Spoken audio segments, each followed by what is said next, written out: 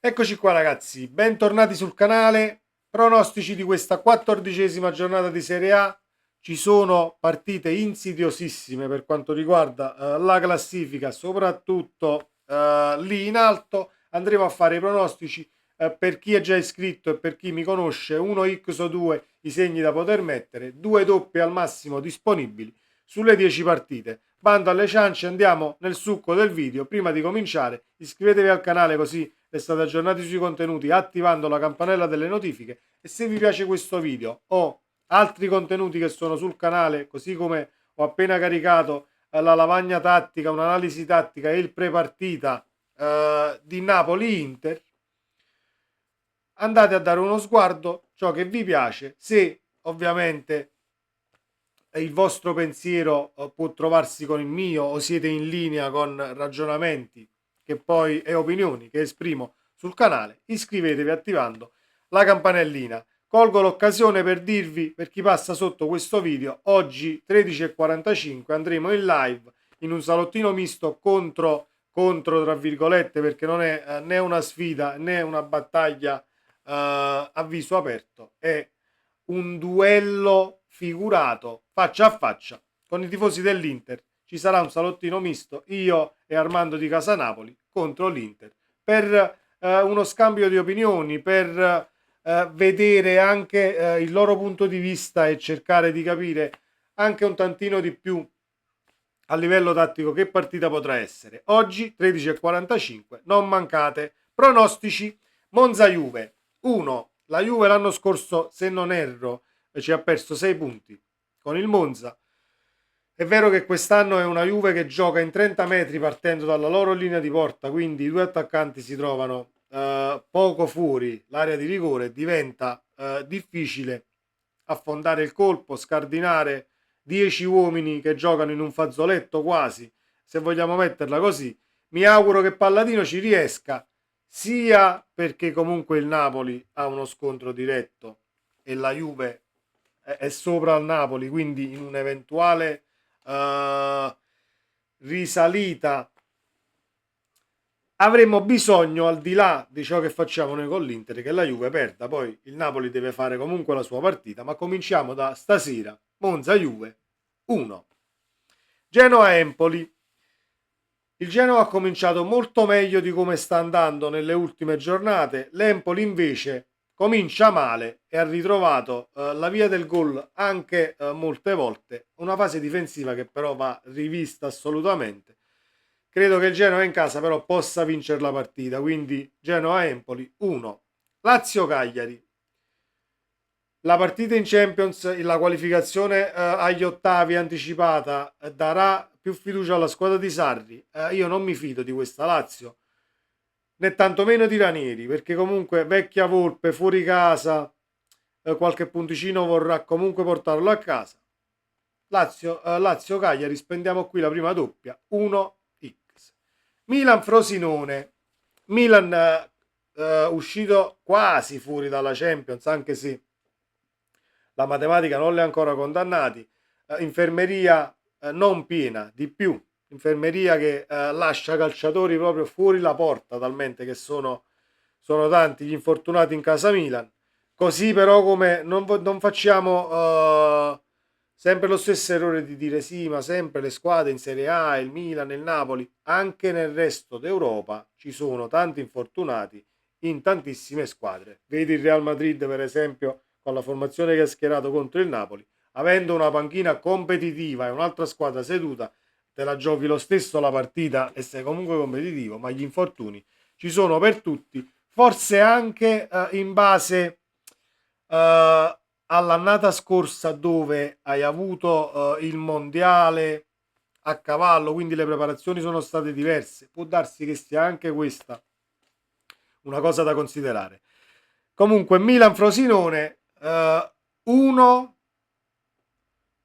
perché altrimenti sono veramente dolori di pancia per Pioli e per la società. Perdere altri punti e perdere la partita col Frosinone comporterebbe anche mentalmente un ulteriore passo indietro. Poi può darsi che il Frosinone sia l'Empoli di turno, così come è stato con il Napoli. Vince il Frosinone e Pioli va a casa, i tifosi milanisti, la gran parte, vorrebbero così, e io da questo punto di vista, per la gioia che ho provato dopo l'esonero di Garcia, glielo auguro pure. Non gli auguro di perdere il match, però se proprio deve portare ad un cambio di panchina e di allenatore, allora il Frosinone la può vincere. Però Milan-Frosinone per me resta una partita da 1. Lecce-Bologna 1x. Seconda ed ultima doppia della giornata, 1x, siamo a Via del Mare. È vero che il Bologna è a 3 punti dal Napoli, se non erro 21, non vorrei sbagliarmi. Cercherà sicuramente di portare la vittoria fuori casa, diciamo a Bologna, e i 3 punti in saccoccia. Però vedo un Lecce che dovrebbe poter dar filo da torcere al Bologna. 1x ci copriamo con la doppia. Fiorentina Salernitana 1 fisso senza argomentarla, perché l'italiano deve vincere questa partita, secondo me, per non far sì che una la vinci, una la perdi, una la pareggi, un'altra la perdi, poi rivinci. Altalenanza di risultati contro squadre meno attrezzate, non me ne vogliano i tifosi della Salernitana, devi vincere la partita. Però è una Salernitana che sta ritrovando un tantino di brio. Inzaghi ci volevano un paio di settimane, ma qualcosa porterà di buono a Salerno. Udinese Verona X, partita che non riesco né ad argomentare e né a pronosticare. Tra le due non scelgo, metto X perché il Verona sprazzi di calcio organizzato, poi si perde. L'Udinese un tantino meglio, ma siamo lì. Udinese Verona X. Sassuolo Roma, questa era una partita da doppia, ma le abbiamo già sprecate, non sprecate, le abbiamo già usate per le due partite che hanno preceduto. Sassuolo Roma,